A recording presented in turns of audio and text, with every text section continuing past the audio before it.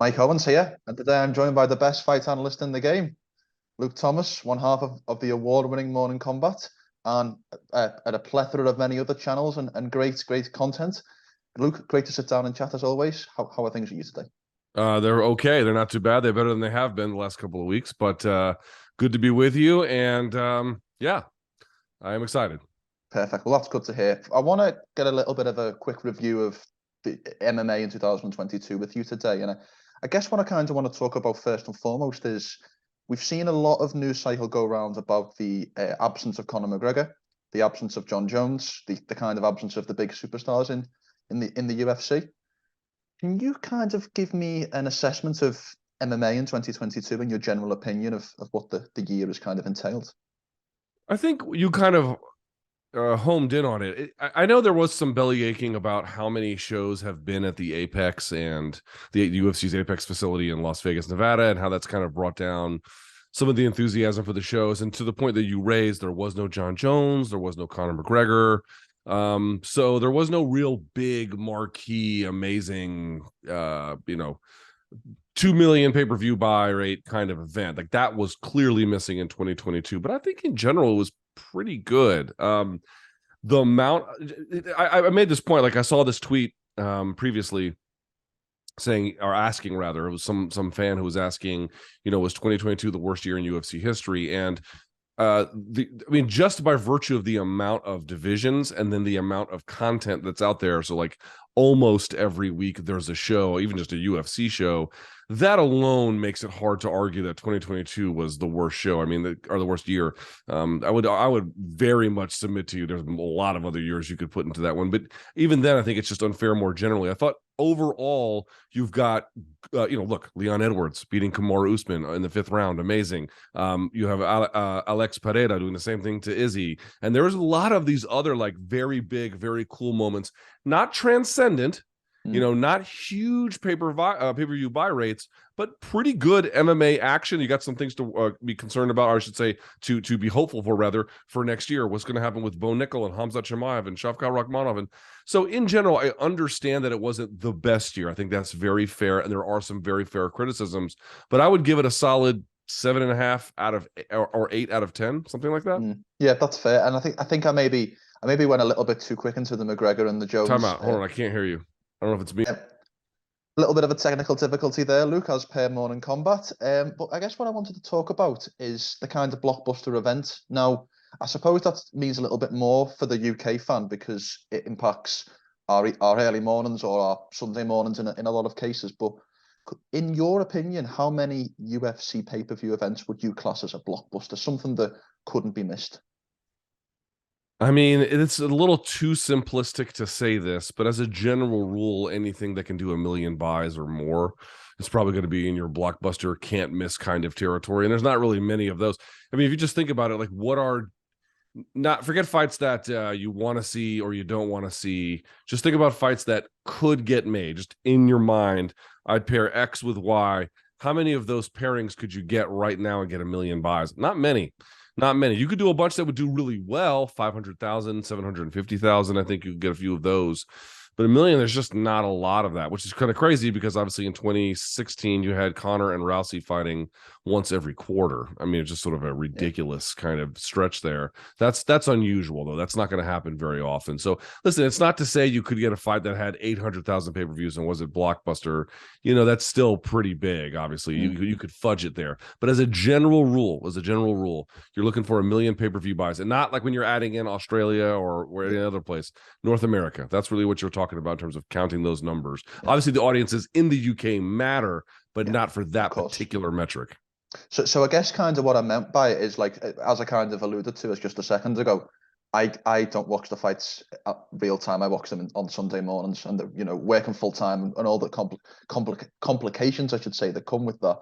I watch them on a Sunday morning. So for me, there was 4 events that could not be missed that were Sunday morning was blocked out on the calendar this year that I had to watch. And I'll give you my list and I'll see if you agree or disagree. So it was Ngannou versus Gan, 270. It was Oliveira versus Gaethje, 274. It was Makhachev Oliveira, 280. And that was a evening time for you, right? That was our time. So but Yeah. I guess what I'm saying is, if that was on normal time, I would still have X'd out the calendar. And Adesanya, Pereira, 281. Is there anything I'm missing there, or do you think they were the big four?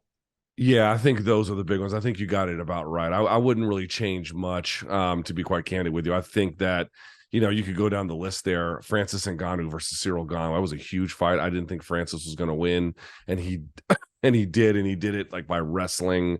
Just a really remarkable. I thought it was going to be this real changing of the guard moment, and it wasn't. Just a very, very triumphant performance. And it's the heavyweight division. It's one of the most one of the bigger figures in that division in some time.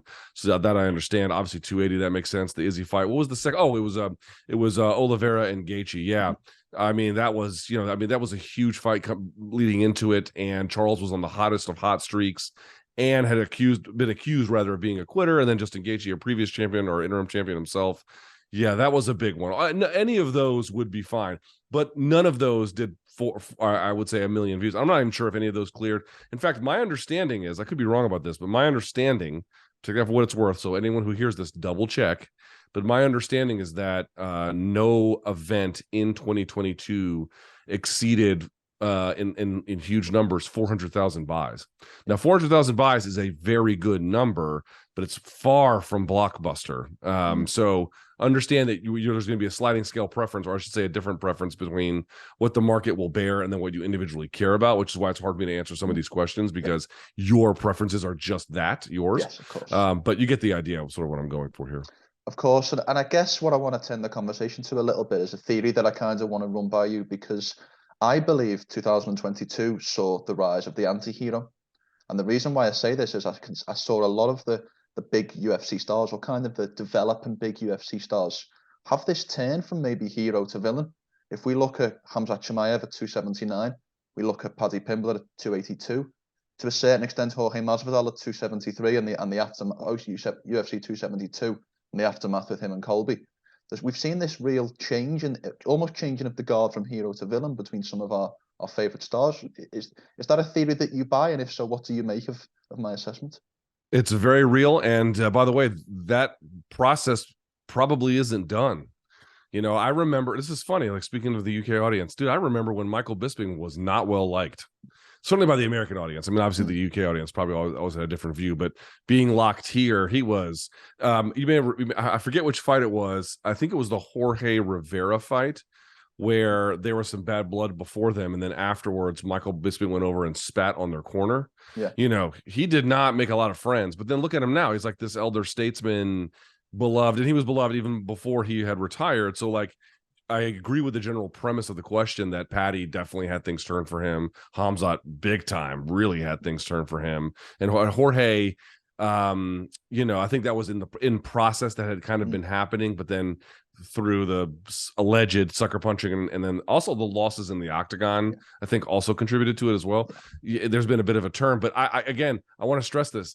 There's a very real chance that those guys could turn all the way back the other direction, or go even further and then come back later. Like the process of that is always in motion, always changing. Cormier wasn't really well liked for a long time, and then eventually became, again, something like Michael Bisping, something of a revered, celebrated elder statesman.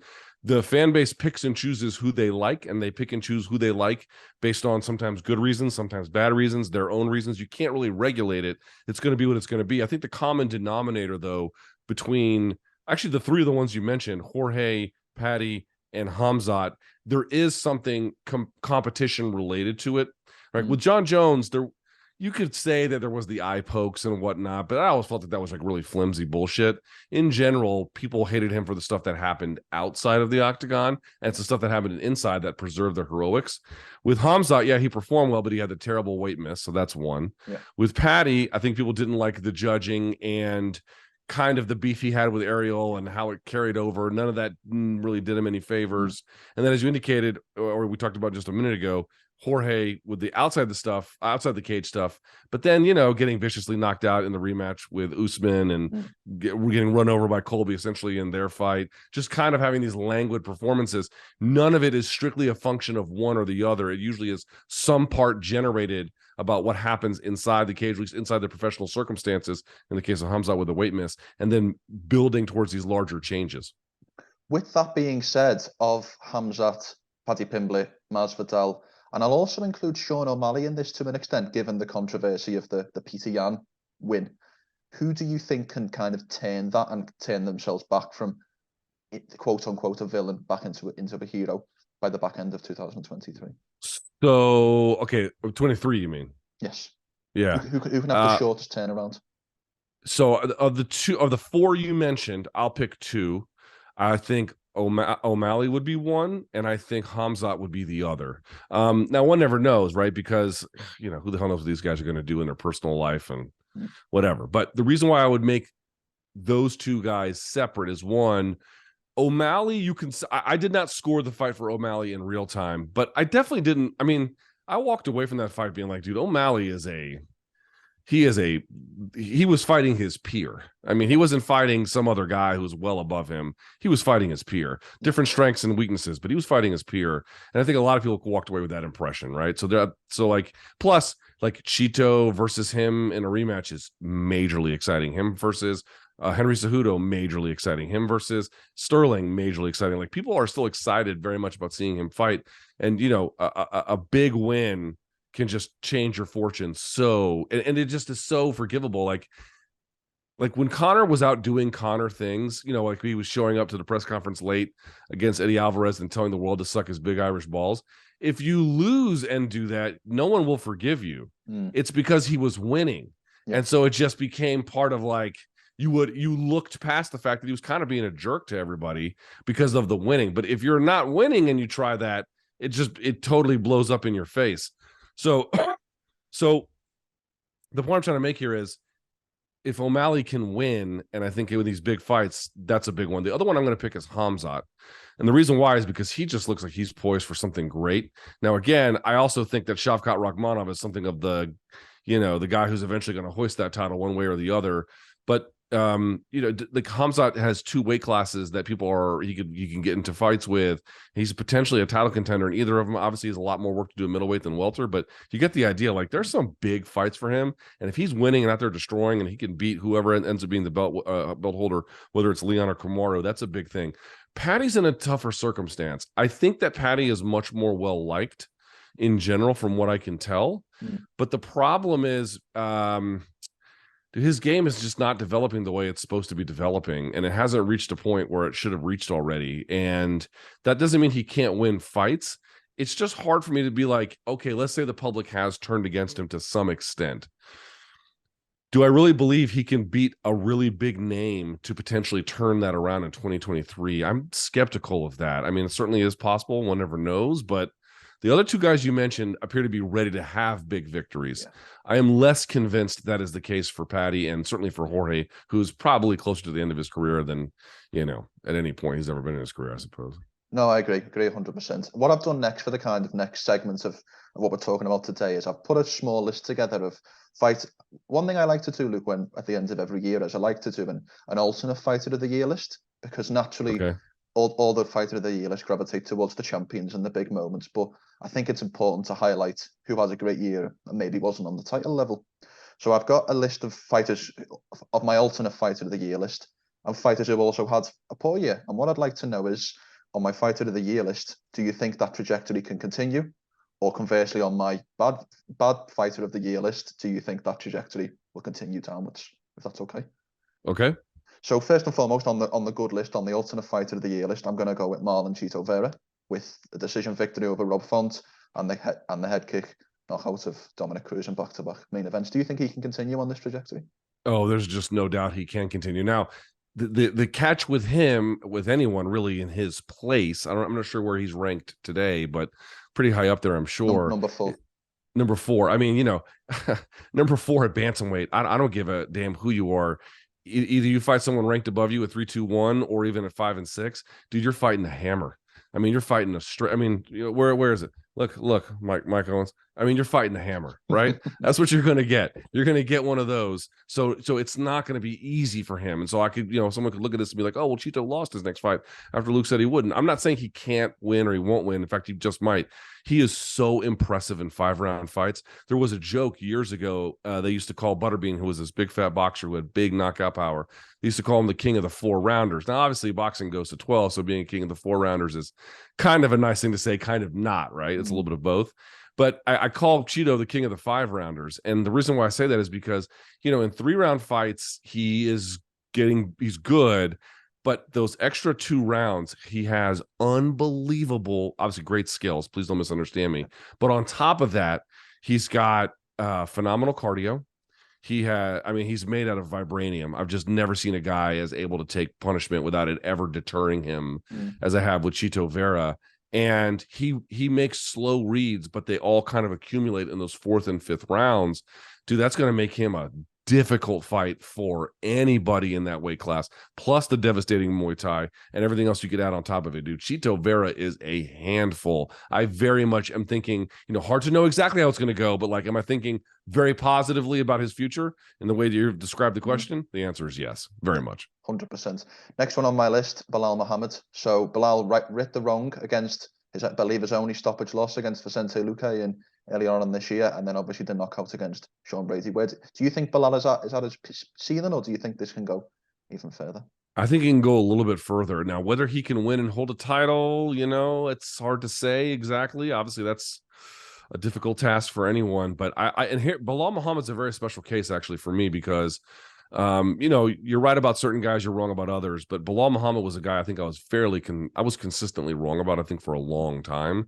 And I really had to have a moment of reflection, like, why have I been so wrong about him? And in part because he got a lot better. To your point, he lost to Luque pretty handily the first time. He won pretty handily the second time. And I know the criticisms are going to be there, and they're not altogether unfair that some people think he's boring or whatever. I don't think that the boring equation isn't really the one for me. I do think he does, if he really wants to get to the next level, he's got to be a more devastating and concerted finisher. And I think he's much more of a round winning type fighter that will, I think, hold back his ceiling a little bit. But do I think he's beaten the very best guy up to this point that he can? No, I think there's probably another level he can go to. He's a real threat for anyone at the top of that division. And it'd be very foolish to underestimate him. Great. Last one from me, but in terms of the fighter of the years, and I had to include an Englishman. Obviously, a lot of people will go with Leon, but I'm going to go with Arnold Allen, who gets the knockout victory against Dan Hooker at UFC London, and then gets the technically TKO victory over Calvin Kattar, albeit via injury. But 2 knockout victories I believe, with 2 top 5 fighters. It's not a bad year. So there's rumours of the Max Holloway fight, if that potentially comes off, or if another fight in the top 5 comes off. What do you think Arnold's chances are in this? I think I said this on MK. This is his year. I think it should be his year. He's had a real slow build, which was not the end of the world. That's not a bad thing. It reduced his profile as a top featherweight guy relative to some of the other ones who were, banging the pots and pans for more attention. And obviously, Josh Emmett and Yair Rodriguez, they have some work to settle. But I am very high on Arnold Allen. He is super well-rounded, super talented. There's nothing he's bad at. The only thing that's been lacking has just been, to the point that you raised, just not enough activity. He's not been as visible in the big fights. But then this past year, you begin to see him round that corner. And to your point, the Calvin Kattar fight kind of ended early. But for as long as it lasted, he was looking good. Yeah. Right? For as long as it lasted, he was looking good. So you don't want to reach into that, conclusion too much. But in general, I agree with you. It's just very hard for me to look at a guy who's got this much training time under his belt, who's got the wins that he doesn't have that much damage, is as super well-rounded, and is in the right age now, plus with the UFC really reinvesting in the UK. I mean, this is the time for Arnold Allen, right? This is the time. He's ready. The UFC is ready. Can he beat Max Holloway? Well, shit, man. Not many people can. But these are the kind of fights he needs to be in. And I think more often than not, he's going to win them. 100%. Let's turn to the converse list now. Fighters who I think had a bad year. And these are to varying degrees, but I kind of just want to get your thoughts on if this is a trajectory this potential fighter is going. So I'm going to start first with Gilbert Burns. Now, Gilbert Burns obviously has the fight with Khamzat Chimaev and is one of the fights of the year, but a loss nonetheless. He chases the Masvidal fight for the back end of the year and doesn't get it. and is now ranked number 5 and facing number 13 in Neil Magny. Do you think Burns has passed the peak of his powers, or do you think he can get back up into the top end of the welterweight division? That's a good question. I don't think he's done. I'm a little higher on him than you might be given this. I understand that, like, you know, he's facing Neil Magny. It's like Neil's a good fighter, and that's a good fight. There's nothing actually wrong with that. But we thought, like, after the Khamzat loss, well, that's just where he is now. He's up at the top of that division. He's going to be fighting other big names, and they couldn't make the Masvidal one. And so it's like, where are we now? But I don't know, man. He's still really good. Like, he still looks like he's got a lot of ability. He has done the right. I mean, a lot of athletes don't do enough changing of themselves and their practices as they age. And I don't just mean for self-preservation. I mean to, like, actually get the most out of themselves competitively. And, you know, a sports psychologist is a guy that he brought, or actually a woman that he brought in to help him sort of, like, really understand his losses and his wins and the significance and the value and how to view them. He's with a good team. He has one of the best jiu-jitsu backgrounds in all of MMA. I am still pretty high on him. I still think that, like, you know, can he be the champion of the weight class? I don't know, but I think he can beat just about everybody else. That may change. We'll see, to your point, but I'm higher on him than you. I'll say that. Yeah. Well, I actually wasn't, you know, particularly down on him. I was just the way I framed the question, but nevertheless, let's move to the bantamweight division. And I want to go with former champion Petr Yan next, because ultimately I think there was a point where, maybe prior to the Sterling DQ loss, it was difficult to contemplate Petr Yan losing in many ways. And he has this year in 2022 with back-to-back losses over Sterling and obviously O'Malley. What do you see as Petr Yan's future? Obviously, he's still one of the top bantamweights, but where do you think he goes in 2023? And then, according to Daniel Cormier, having some hard feelings towards UFC as well about whether he wants to be there and whatnot. And remember, I mean, it was weird. People talked about, like, I forget what his ranking was when the fight was eventually the day of the fight for UFC 280. But when they announced the fight, or when the fight was made, I think O'Malley was ranked something like 13. He may have moved to like 11 or something, but he was ranked 13 when they call. I mean, you know, number 1 guy versus a number 13 guy, and you feel like you got screwed by the judges. Like, you're going to have hard feelings about that, whether or not we agree with them or not. I mean, it's just a very difficult thing to get around. So that is up. You know, he's up against that, and also I'm not going to say he's been solved, but I do think that the rest of the division has gotten overall better, such that all the advantages he's retained, they're not as pronounced as they once were. He's got a bit of a tougher road, because I still think don't get me wrong, he's going to beat, you know, top 7, top 5 guys. I do think that's true, but he's got some damage on him now. The game's caught up with him a little bit better. We've kind of seen him in that title picture. I don't know if there's like a huge demand to see him in that, whereas with O'Malley, those are with the exception of the Cheeto fight, those are largely fresh matchups, and even then, there's a high demand for the Cheeto rematch. So, like, there's not like promotional wins at his back. Yeah, I think he'll rebound, but to the point, you're in a very tough division that's kind of caught up a little bit. There's not a lot of demand necessarily to see you in the big fights right away. Anyway, yeah, I do think that he might have I think he will eventually get to a brighter spot by the end of the year, but I think the first 6 to 8, 9 months, we'll have to see. That might be a bit of a tougher spot. Yeah, 100%. Finally, I want to move to the heavyweight division, and I want to talk about a guy who had a great start to the year but has had a poor ending, let's say, is Tai Tuivasa. Now, Tai Tuivasa comes off the biggest win of his career, one of the biggest heavyweight finishes in history in many ways, in Derek Lewis, you know, face planting Derek Lewis, but then gets stopped by Cyril Gane and then gets stopped by Sergey Pavlovich. Has Tai Tuivasa hit his ceiling? Do you think he can go any further than the heights he reached earlier on in the year, or is this where it ends? He's reached his ceiling for now. Now, he's still young, so that means over the course of a couple of years, he could raise his ceiling and then really refocus his efforts and then reach a new height. But for what he's got as it stands today, you've seen the most of it. And by the way, that's pretty impressive, to the point you raised, face planting Derek Lewis and, you know, rocking Gane in a way that, crazily enough, Francis Ngannou couldn't.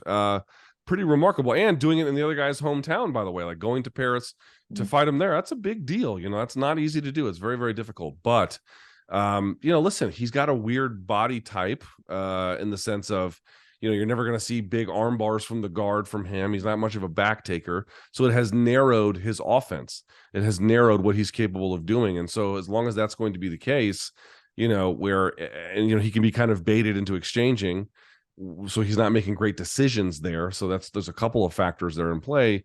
You're going to get what you're going to get. And also he came back way too quickly. So that means he's not making great choices about, what like competition schedule. So like, there's just a lot of things that can and should be cleaned up from him that haven't yet, that I do think gives me a chance long term for him to recapture some glory. But the way you said it was, has he reached his ceiling? For now, yes, he has. This is about all you're going to get until some of those other things are changed, cleaned up, refocused, revamped. This is what you're going to get. Finally, from me, Luke, because we've spent the last 25 minutes talking about other people, and it would be a bit rude to not talk a little bit about yourself and your own career. Now, I don't know if you know this, but the way I finish every interview, my final question, I ask every fighter what are their goals for the next 12 months, and it's a nice way to kind of frame where their heads are at. So, given we're at the start of 2023, it only feels right to ask you, Luke, what are your goals for 2023? What would you like to accomplish? Professional goals? All goals, professional, personal, however you would like to take the question. Well, I'll say this. We have this show in London on the 8th of February. For folks who want to come out, we're going to be at I think it's King's Place is the name of it. You can go to pod-live.com for tickets for anyone who's in the UK who would like to come out. Don't know if I'm ever going to get, I'll be back in the UK for vacation at some point, I'm sure. But for a podcasting thing, like we're bringing the MK show there, this is a one and done. So I really would like, probably a one and done. I would like for that to go well. That's the first thing I would say. That's a big one. I think the second one is Showtime has been really good about letting Brian Campbell and I get more reps commentating the prelim cards for their big fights for the Showtime Championship Boxing. It's very hard to do. I would just love to get to a point where, what's my goal? Where I'm happy with it, like it's hard to like say, oh, I want to get this job, or I want to get that job, or I want to get that role, especially like in a time frame, like a year. Like I don't know what's going to happen, but what I can say is I would just like people to hear it and be like, wow, that guy did a good job. And that sounds silly and stupid, but that's a very difficult thing to achieve, actually. And if I can get to that point, I'd be pretty happy with it. And I think I would also say, with MK, I told Brian Campbell this, like one of the things I've not been great at recently is sort of, I'm always trying to tee up my next point when he's going, and I don't listen to him enough. So I need to make sure that like I'm doing a better job of that. Honestly, man, I think the only thing I want to do is, we're here on a week. This is not really relevant to this conversation, but like on the Showtime side, Tank Davis was arrested last week, and he's going to fight on pay-per-view. He was arrested for allegedly hitting a woman. She says it didn't happen, but you can take that for what it's worth. And then this week it was announced, or it was reported by TMZ, the video that Dana White, and his wife exchanged slaps and whatnot on New Year's Eve, and that's also horrendous. I think I would say I would like to make sure that I can maintain my moral sensibility and compass. Not that I'm the Dalai Lama or Mother Teresa. That's not what I mean, but having a clear sense of humanity and the importance of maintaining that, even in a sport where people are hurting one another. I think there's just a lot of folks who throw their hands in the air in this job and say, well, this is just the nature of the job. To an extent, they're right. Actually, this is always to some extent been a part of the industry, but we can't just let stuff like this go without any pushback, without any kind of discussion, without any kind of examination. And in the right cases, without some kind of punishment. Like it's not difficult to not hit women, but apparently we're in a world where it is. So, I would just say that I think I just really want to keep my head on my shoulders and hope that good things happen, man. Well, 3 very different goals, but 3 great goals in their own right. And I just want to say, Luke, thank you for your time today. It was great to sit down and chat, as it always is. Thank you for your kind words for both you and Brian have exchanged on your show. It does mean a lot personally to me. And I wish you the best of luck if we don't. Thanks, man. Thanks. Are you're gonna come to the London show, right? I am, yes. Yes, well, we'll see you there. I would tell your friends and family, whoever else wants to go. We'd love to see as many folks from the great Liverpool area to show up in London. Make sure to subscribe to the LowKick MMA YouTube channel for all the latest news, event previews, and interviews with some of the biggest stars in MMA.